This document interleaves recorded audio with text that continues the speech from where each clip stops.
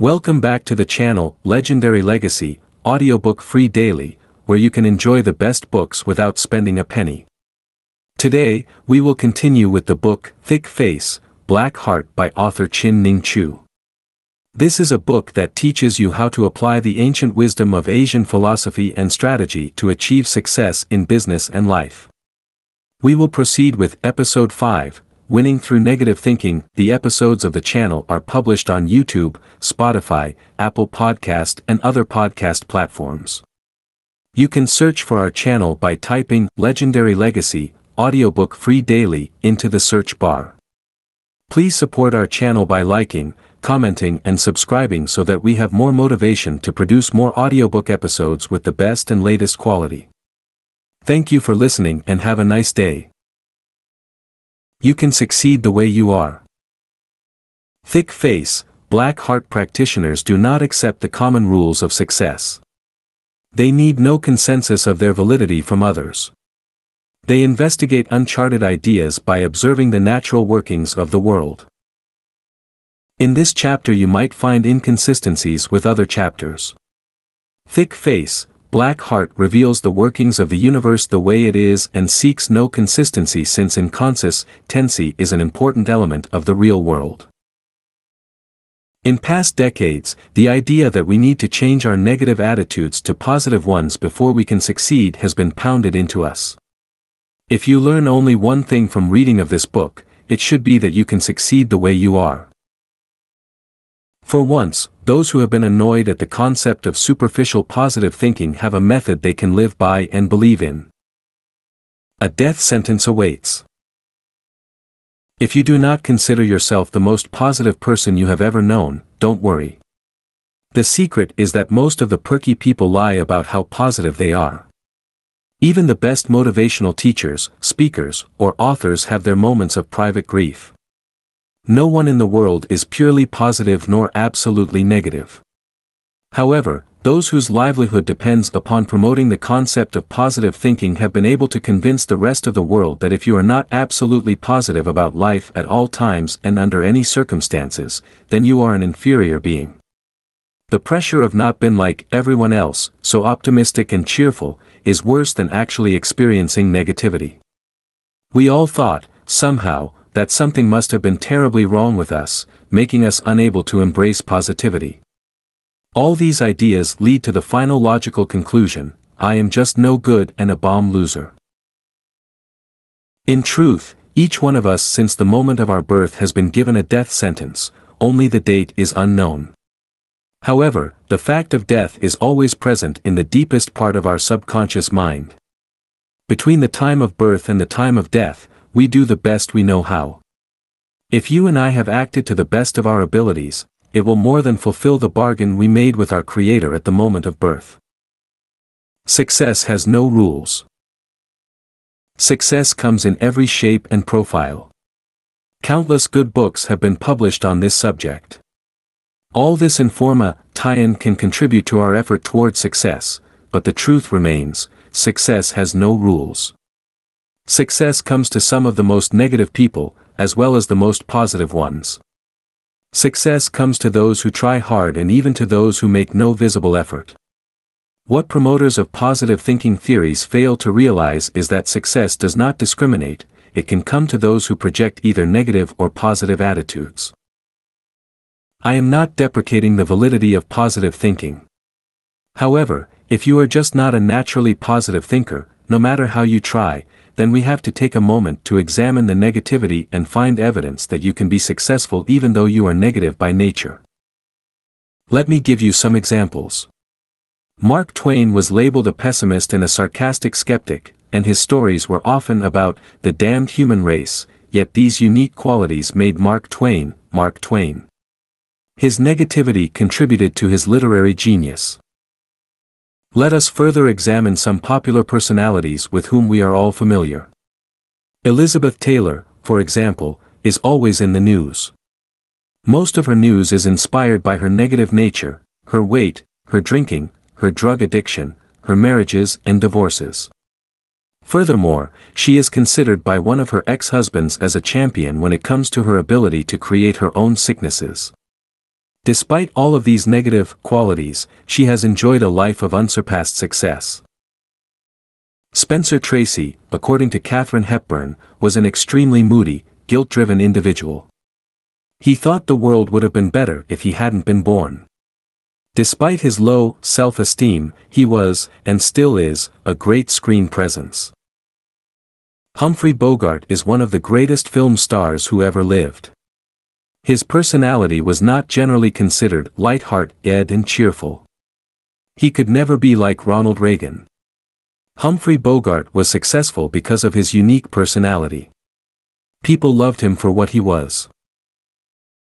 Marilyn Monroe and Ernest Hemingway were considered emotional, unstable, highly erratic, classic cases of manic depression. Both ended their lives by their own hands. However, their negativities became essential elements in success during their lifetimes. These negativities were made up of who they were and didn't prevent them from manifest career success beyond their dreams.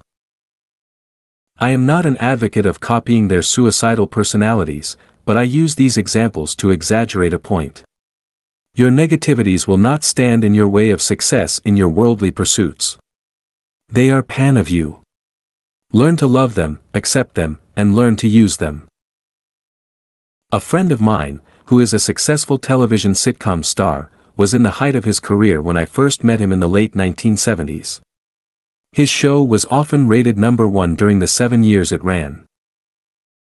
2 years ago, another show was created around him, and that show was also a hit. The character he portrayed in the story is very much like himself, a rather negative, pessimistic but lovable fellow. While receiving a 6-figure salary per episode, he still worried to death about whether or not he could make his mortgage payment. In fact, he worries from one television hit to another. If you have chicken manure, sell fertilizer. If you have chicken manure, you would do well to sell fertilizer. Even chicken manure has its value. Like the Tibetans say, if you are lying on the ground, you must use the ground to raise yourself. If you are negative, use those negativities to succeed. Chris is a brilliant man. The main problem with his career development, however, is that he is too smart for his own good. Because he is a quick learner with an inquiring mind, he has learned just about everything he ever wanted to know during his 40 years of life. During his college years he was 80 credits over the graduation requirements, yet he received no degree. He was interested in the pursuit of knowledge but not interested in obtaining a diploma. Later, he found this hurt him in his search for employment. Chris has tremendous ability to master knowledge, yet this is his biggest blessing as well as his biggest curse. He knows a little of everything. In short, to the general public, Chris appears to be a jack of all trades and master of none. Chris once told me he was tired of getting nowhere in his career. He knew so much, yet he could not put all he knew on his resume. If he put everything he knew and had done on his resume, it would make him look ridiculous. What he did choose to put on his resume was not very impressive compared to the experience of other people who had led more focused lives. Chris began to hate his life and his ability to quickly pick up knowledge, but I encouraged him to utilize his natural ability as a quick and deep learner to advance himself. The only minor adjustment he needed was to add a little practicality and focus in his life. Chris enrolled in a university MBA program, which accepted him and gave him credit for his work experiences. Chris finished the MBA program effortlessly in his spare time while keeping his job. After completing his MBA program, his company promoted him to the position he had always dreamed about. Let negativities be. We are all programmed to believe that certain behavior and tendencies are considered positive, and others are negative. We commonly accept that a successful person is a positive person, and if you are not positive, you are doomed to fail unless you can change. Therefore, we spend enormous energy attempting to change, rather than focusing on being successful. If you consider yourself a negative individual and your inner voice often tells you that you can't do it, don't fight back. Yield to your voice by ignoring it. Don't focus your energy in an attempt to change your opinion of yourself. By ignoring your voice, you are able to free yourself from the trap that says, change comes before success. You can be as negative as you want to be, moping and cursing all the way, while doing what you are supposed to in the course of achieving success.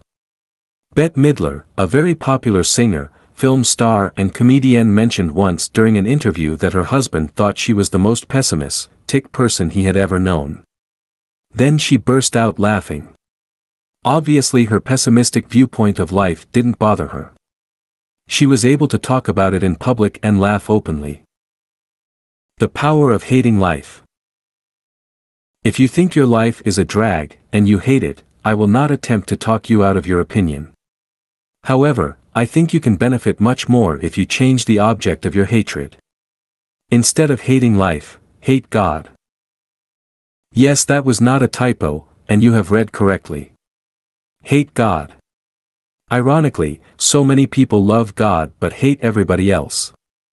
The man who hates his fellow man and loves only God is no lover of God. If hatred exists within you, then the best thing you can do is rechannel the hate from man to God, since the essence of God is love. Other people's attitudes towards him are inconsequential. Unlike humans, God cares not whether you hate him or love him. He is like a fire, which you may love or hate, but as long as you come close to fire, it will warm you. The emotion of hate and love come from the same source. Hate is the other side of love, and only due to love can hate exist. In the Bible, Revelation 3:16 says, "So then, because thou art lukewarm and neither cold nor hot, I will spew thee out of my mouth." The only time God will ignore you and silently wait for you is when you totally ignore him. As long as you focus your attention towards God, he will purify you, support you, and rehabilitate you. You may then see your hatred transformed into divine love.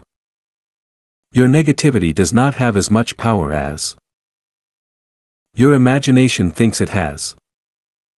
We all have been told at one time or another how powerful our thoughts are.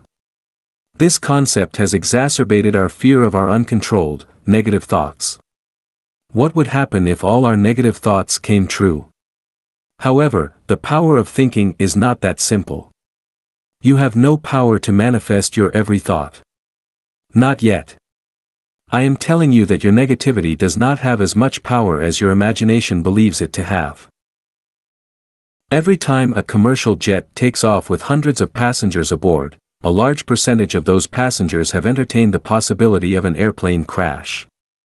If your power of negative thinking is as powerful as you have imagined, with the collective negative power among the passengers, we might never have a successful landing.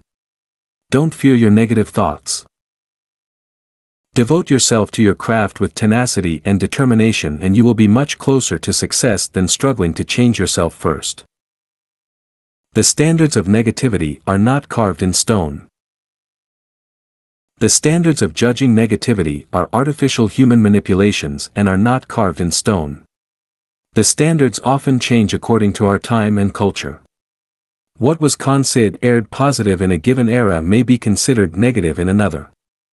For example, the aggressive, high-tone, pushy, go-getting manner is considered a great attribute in the American business world. However, when applied in certain parts of Asia, it is considered repulsive. Being able to look directly into your counterpart's eyes is considered a very positive personal attribute in America. Yet in certain parts of Asia, it is considered offensive. Realism is a positive attribute. Negativities do not have to be liabilities. I resent the term negativity. It sounds so negative. Often, the so-called negative people are the most realistic people. On the other hand, being overtly optimistic sometimes can be a liability in the real world. A CEO cannot afford the luxury of excessive optimism, because it will lead him to failure, just like an overly optimistic general who becomes careless underestimates his battlefield foe and leads his troops to their demise. The results can be costly. Similarly, the coach and the quarterback shouldn't adopt the cheerleader's ardent enthusiasm. If the coach and the quarterback fail to realistically size up their opposing team's strengths, their positive thinking alone will not assure them victory. A realistic person tends to forecast potential problems and anticipate difficulties realistically. The Texas oil entrepreneur, T. Boone Pickens Jr., explains that the shortcomings of most geologists are that they are too optimistic. However, as an independent oil man without the backing of huge conglomerate, Atesh, he has had to be much more pragmatic about his drilling ventures. When I was younger, I used to be obsessed with optimism. I could not tolerate any thought of a possible ill outcome. If anyone even suggested that I should weigh the worst-case scenarios with the best-case scenarios, I would have been offended. The truth is, I was too scared to examine real life. Instead, I lived in the world of make-believe. It is good to have a positive attitude because it allows you to see everything as within your reach. The possibility of ill fate or bad luck becomes the sole property of those people who think negatively. Now, I realized that being realistic is not being negative. It is positive. It is not because of negativity that a cruise ship captain educates his passengers on how to behave in an emergency. He doesn't plan on having the ship sink. He is merely realistic and prepared. Gilbert, a vice president in charge of commercial loans at a major bank, told me he preferred working with the realistic borrower rather than the overly enthusiastic borrower. The realistic borrower understands the potential difficulties and is prepared to ride the waves of challenge, while an overly enthusiastic borrower tends to underestimate the actualities of starting or expanding a business. Use negativities as springboards to success. If you are inclined to be jealous and envious of the success of others, do not try to eliminate these thoughts of negativity, rather use them to fuel your life's engine. When you become jealous and envious of others' accomplishments, you must search within yourself to learn how you can surpass them and let them become jealous of you instead. Do not waste your energy attempting to overcome your jealousy. If you are angry at others for the injustices they have done to you, the greatest revenge is to light your own fire of rage and rise above them to the top. The greatest revenge is to live well, prosper, and succeed. If you are greedy, expand your greed. Be the best greedy person you know. Go beyond the greed for things. Trade the greed and desire of hoarding material items for that of hoarding success. Also, become greedy to know God, your Maker. If you like to worry, then divert that energy from worry to action. Worry will not prevent destiny from unfold, ing. However, self-effort has the power to change destiny. Worry can be your motivational force for action. No matter what your shortcomings, learn to use them to enhance who you are.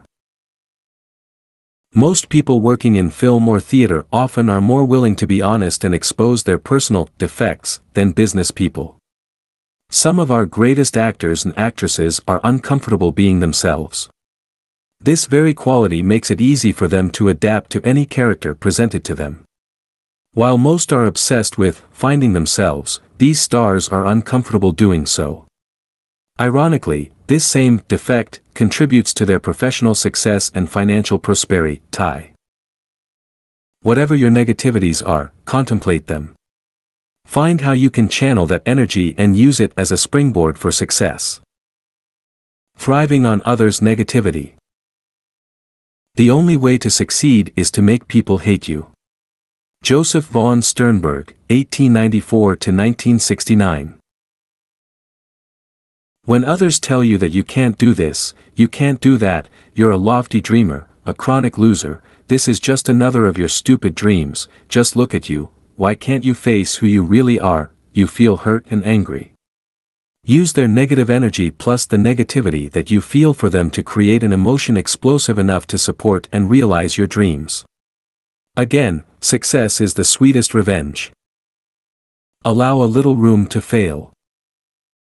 Most of us do much better with agreements that we make with others, than those we make with ourselves. In the closing sentence of J.D. Salinger's novel, The Catcher in the Rye, Holden says, how do you know what you're going to do till you do it? The answer is, you don't.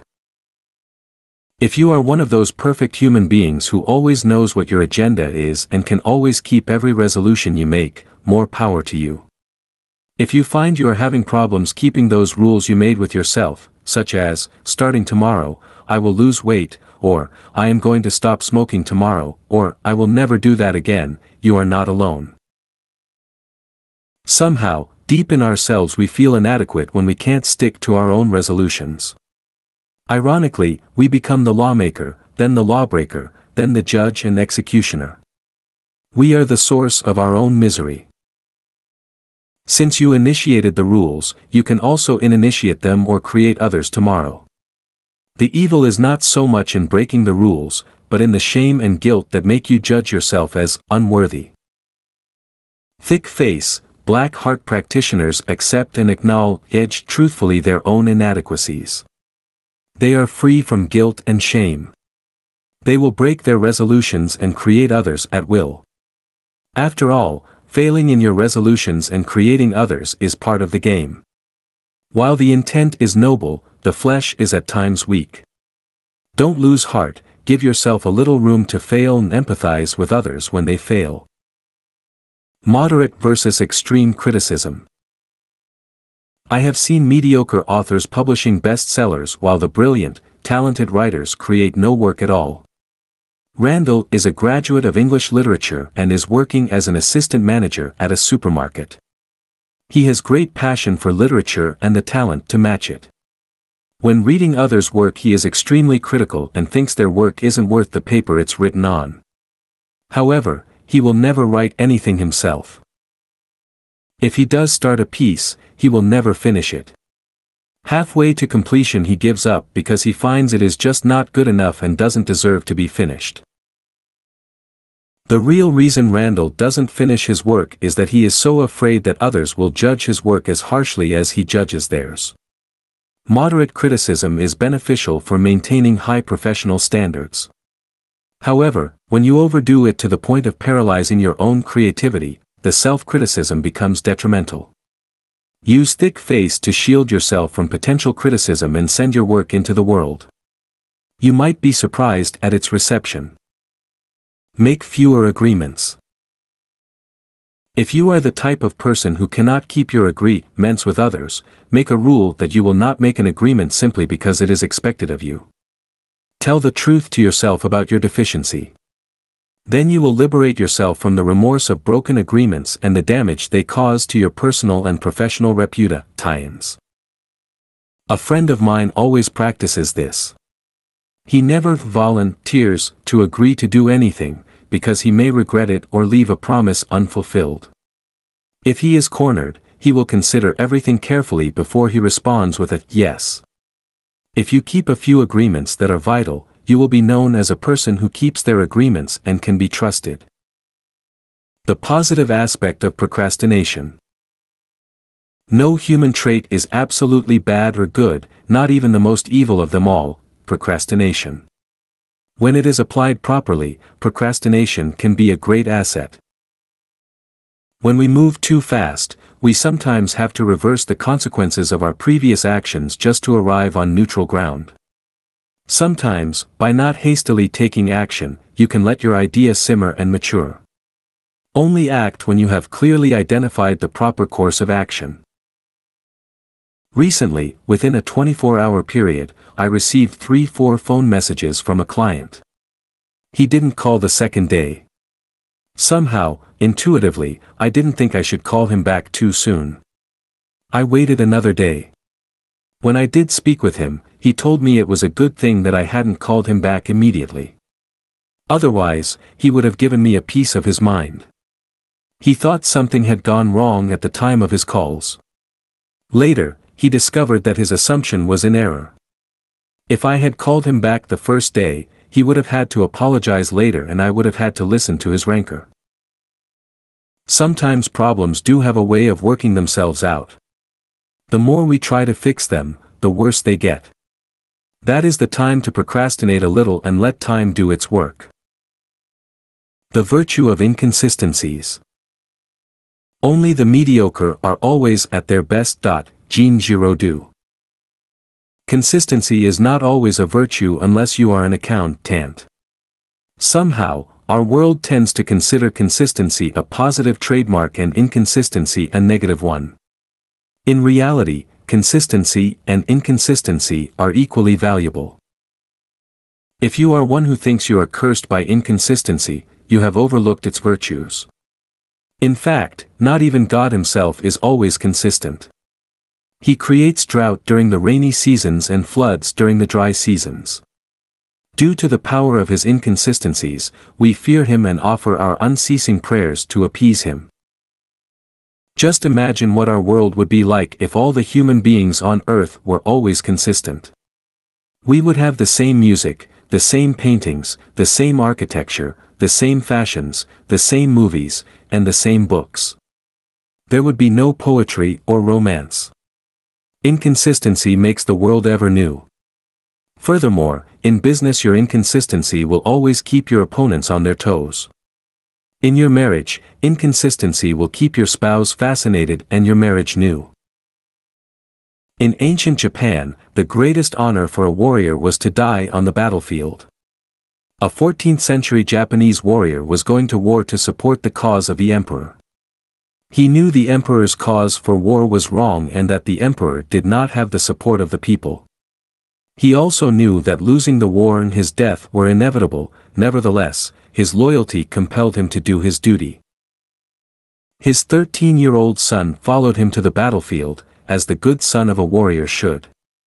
But the warrior asked his son to leave and go back home. The son requested the honor to follow the ancient samurai code and die with his father. The warrior had to choose between dishonoring the tradition of the code of the samurai or the death of his only son, a waste of precious life for a lost and unjust cause. The warrior told his son that he should live and grow up to watch the changes to come. This ancient warrior broke a sacred code by sparing his son's life and sending him home alone so he could grow up to celebrate life. Negativity and creativity. Certain personalities are like slow trains, always moving steadily.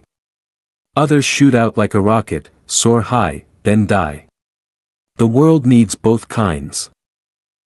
Regular, stable people rarely have the capacity to achieve greatness.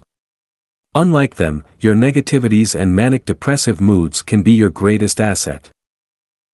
A high jumper must bend his knees and lower his body just before he makes that high leap. Like the high jumper, some people must have a period of inactivity before they can take the necessary leap into productivity. The bear and the snake hibernate before the season of activity resumes. For some, the time of hibernating and resting is the essential process for generating highly creative energies. The important thing is to love your negativities and not judge them, and learn to use them to raise yourself up. Enjoy your non-productivity. Know that it is part of your productivity. When you are inspired, you will soar like a rocket and burn like a comet. The famous American author, Jack London, once remarked, "I would rather be a superb meteor, every atom of me in magnificent glow, than a sleepy and permanent planet." Neurosis and insecurity. Today in our society, it is vital to exhibit your sense of self-confidence. It is a delight to watch people who are absolutely secure with themselves.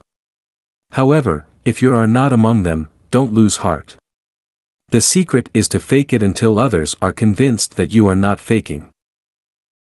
I am going to reveal one of the greatest secrets: only fools and saints are totally and absolutely secure about themselves. The rest of the world is faking it in different degrees, and some are better fakers than others. Only an absolute fool can be so ignorant of the way of the universe that he feels secure in his blissful ignorance. Within each one of us, we have this ever-present suspicion that we are much greater than our circumstances. The potential for who we are and what we could be is so vast that we have not begun to scratch the surface. We know we will not find security within us until we have touched all the void with our mind and our soul. In the meantime, we are, to different degrees, faking our security. Negativity is not the source of your problem. Often we blame our negativity as the cause of failure in our work. In fact, the source of our problem is not our negativities, but rather that we have chosen uninspiring tasks that bring forth our negativities. Recently, I was with my partner doing a patent search for our new invention. As I was doing the work, I found I was very negative towards the whole process of the search. I felt ashamed of my selfishness and unwillingness to help. I asked myself why I was behaving this way. Then I realized it was not because I was negative and unwilling to do the work. I was willing to do the work, but I just didn't want to do that work. I couldn't stand being in that patent office doing repetitive, numerical, rule-following tasks, which I have always hated. My conclusion was that I am neither lazy nor selfish. When I perform work that is suited to my nature, the job will be effortless and even inspiring. I finally paid an attorney to do the search. Make your negativity pay for itself. In my recent trip to Australia, I visited a petting zoo, and I fell madly in love with the Australian wombat. It's a slow-moving creature which looks like a large fur ball with 2 pairs of short legs. It has thick skin, dense fur, and a fat belly, and it spends most of its day eating and sleeping. It's a cuddly animal though, and I found it to be a lovable, peatable one that would roll on his back and allow you to scratch his fat stomach. The wombat would make a great pet, and I wondered how such a precious animal is able to defend itself from predators in the wild. Upon my return to the United States, I did some research on the wombat. I discovered the wombat didn't know his own shortcomings, that nobody had told him he was supposed to be a lean and mean fighting machine. Instead, he utilizes all of his negative features to defend himself. When a predator comes near, the wombat will crawl into his small cave. He will curl up like a fur ball and tighten up his bony, thick skin and thick fur back, so the predator is unable to sink its teeth into him. At the same time, when a predator's head is in the wombat's cave attempting to eat him, the wombat will raise his large body and crush the predator's head against the top of the cave with his back. Whatever your negativity is, make it pay for itself. If your negativity is that you love to sit and do nothing but read, find out how can you read all day and get paid for it, perhaps find a job at a publishing company or library, or be a book critic. If your negativity is a love of eating, find out how can you get a job centered around food. Maybe you can be a chef or write a food column. If your negativity is a love of watching movies, turn the world upside down and find out how can you make a living in the movie business. If you cannot find an occupation centered around your favorite negativity, create a job that no one has thought about. During one of my radio interviews with the legendary baseball manager, George "Sparky" Anderson, he told me his shortcoming was that he knew baseball inside out, but he couldn't play it well. Because George "Sparky" Anderson couldn't play the game well enough to be a valuable player to the team, he later became a legendary baseball manager and coach.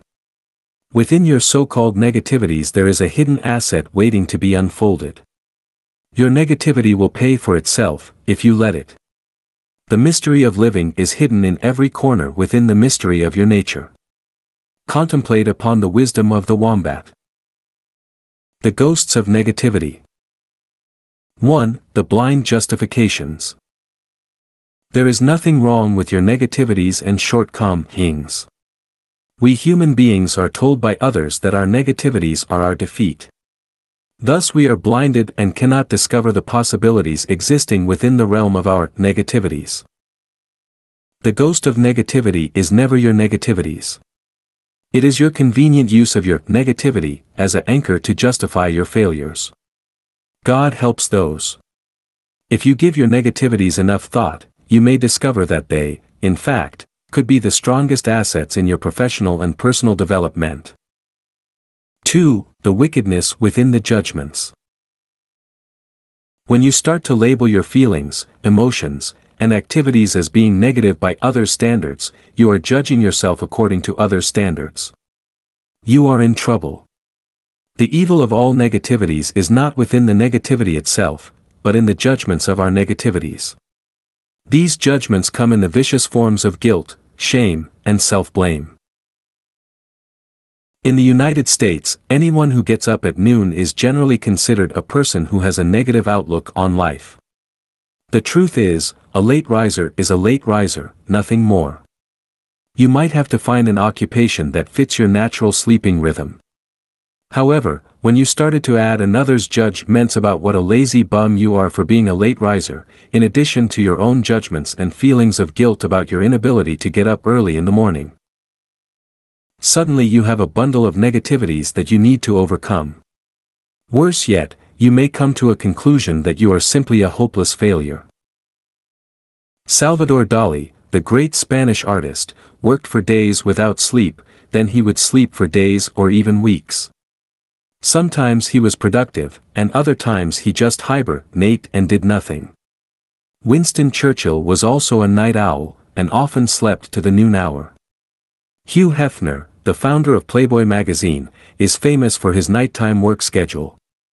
The root of this evil and wickedness is not in the late rising itself, rather within the judgment about the late raising. Protect yourself from others' judgment by shielding yourself with thick face. Protect yourself from your own criticism, blame and shame with the black heart, detached and indifferent. Positively negative. You have spent years obsessed with being positive and trying to overcome your negativities. If you had spent that energy focusing on manifesting your dreams instead of trying to be positive, you might be much further ahead. Look at the great determination you've exhibited in being so negative for so long. Utilize this determination, which can easily be turned around to become a force that actually nurtures the seed of success. Tap into the power of your determination and refocus your attention away from your negativity. Instead, focus on your dreams and never let go of the flame of hope. Life is made up of the unrealistic and the irrational, and the thick face, black heart practitioner knows this well. Make your hopes and dreams your tugboat of life, pulling you along. The moment our Creator creates us, He makes sure we have unlimited supplies of regenerated, ever-new hopes. Let your negativity be. Do your work, focus your energy on the flame of hope. Be a positively negative thinker. Summary of key points. 1. You can succeed the way you are. 2. Success comes in every shape and profile. Success comes to some of the most negative people as well as the most positive ones. Success has more equal vision and less prejudice than people who are promoting the positive thinking theory. 3. If you give your negativities enough thought, you may discover that they are in fact the strongest assets in your professional development. 4. Don't attempt to change your opinion about yourself. By ignoring your inner voice of self-judgment, you are able to free yourself from the trap that says, change comes before success. 5. Your negativity does not have as much power as your imagination thinks it has. 6. The standards of judging negativity are artificially humanly manipulated and are not carved in stone. The standards often change according to our times and culture. What was considered positive in a given time or space can be considered negative at another. 7. It is not so bad to break the rules you made with yourself. Since you initiated the rules, you can also initiate them or create others tomorrow. 8. The evil is not in breaking the rules, but in the shame and guilt that make you judge yourself as unworthy. 9. By making and keeping a few vital agreements, you will actually be known as the man who keeps his agreements and can be trusted. 10. Nothing is absolutely bad or good, not even procrastination. When applied properly, procrastination can be a great asset. 11. Consistency is not always a virtue unless you are an accountant. 12. A high jumper needs to bend his knees and lower his body before he makes that high leap. Like the high jumper, some people need to bend low in order to. 13. Jump high in the game of life. 14. For some, the time of hibernating and resting is an essential process for generating highly creative energies. 15. Often we blame our negativities as the cause of failure in our work. In fact, the source of our problem is not our negativities, but rather that we have chosen uninspiring tasks which bring forth our negativities. 16. The important thing is to love your negativities, not to judge them, and to learn to use them to raise you up. 17. The evil of all negativities is not in emotions and thoughts themselves, but in the judgments of these emotions and thoughts. Often judgments come in the vicious form of guilt, shame, and self-blame. 18. Gather all of your negativities, without intentions to correct them and without judgment. While living and working with your negativities, know that these qualities are what make you unique. Be positively negative. 19. Do not focus your attention on your negativities, but on your dreams, and never let go the flame of hope. Your hope might be unrealistic and irrational, but keep on hoping. Make your hopes and dreams be your tugboat of life pulling you along. 20. Remember the wombat. Weeping may endureth for a night, but joy cometh in the morning. Psalms 30.